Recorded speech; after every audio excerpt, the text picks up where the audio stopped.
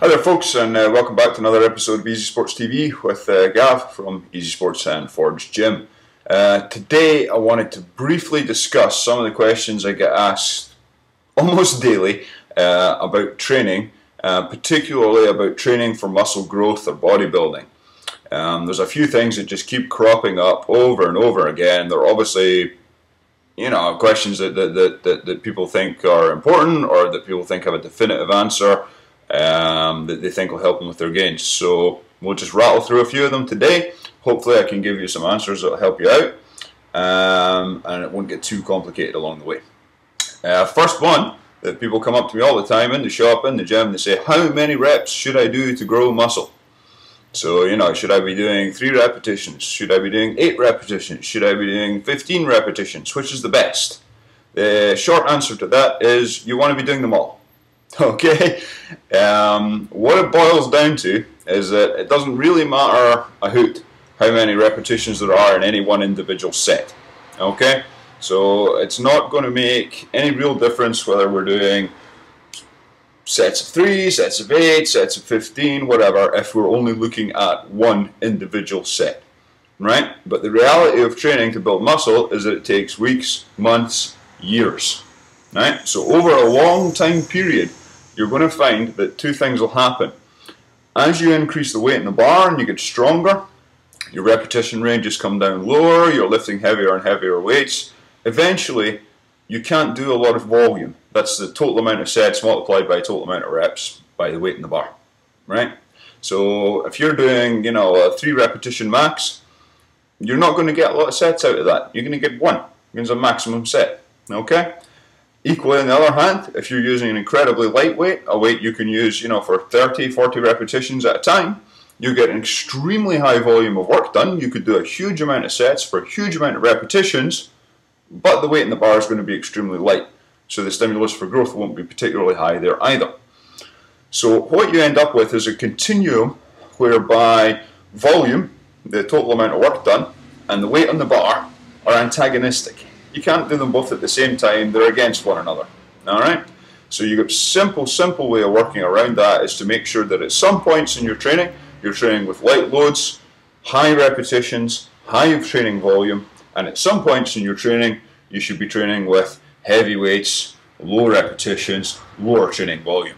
The easiest way to set that up is to increase your training volume over time with fixed loads. So just take a weight you can do, say, 12 to 15 repetitions with for 2 or 3 sets.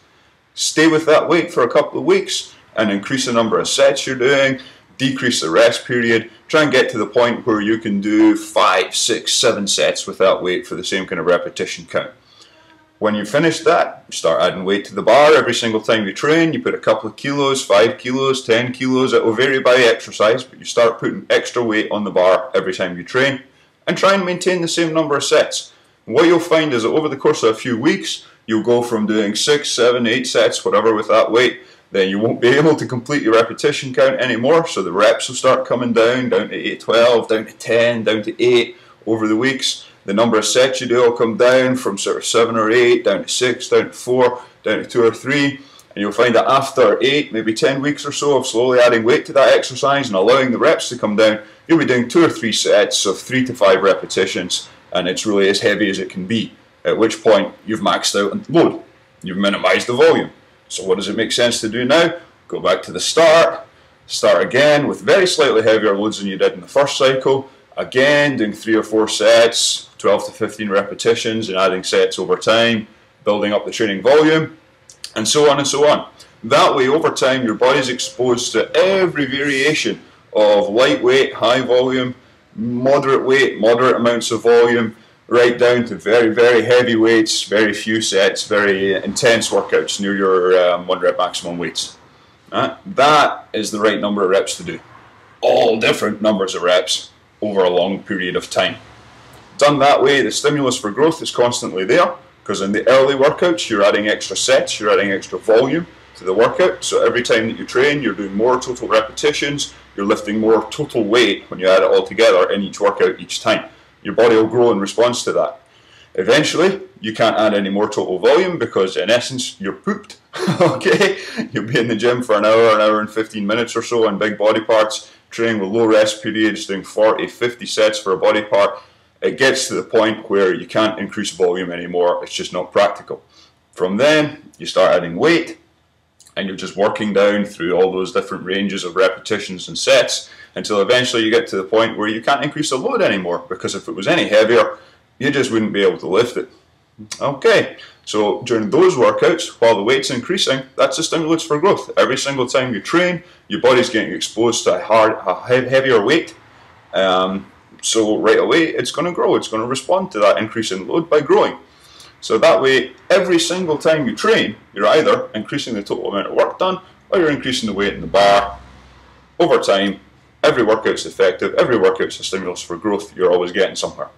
If you fix your training volume and say, I'm going to do 3 sets of 8 repetitions, then you have to get stronger within that same rep range in order to add weight to the bar for there to be any stimulus for growth.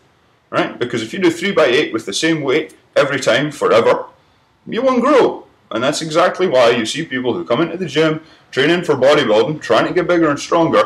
You see them 6 months later and they look the same. You see them a year later, they look the same. You see them 2 years later and they're still doing 3 sets of 8 with 100 kilos in the bench press and wondering why they're not huge yet. Right? There was no stimulus for growth.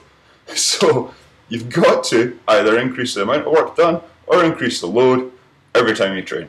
You cannot do that with a fixed rep range, because you can't just add weight every single time you train and expect to maintain the strength gains. If we could do that, we'd all be bench pressing 400 kilos within a year of starting training. Okay? Our strength cannot increase fast enough. Our nervous system won't adapt fast enough that we can have continual muscle growth by adding weight to the bar and keeping repetition range the same. You can't do it. Something's got to give. So the best way, in my opinion, to do it is to build that high volume of training and then let it come down and let the load come up. Hopefully that answers your question. We'll do all repetitions, just not all at the same time, and that way we always have a stimulus for growth. Till next time on Easy Sports TV, take care.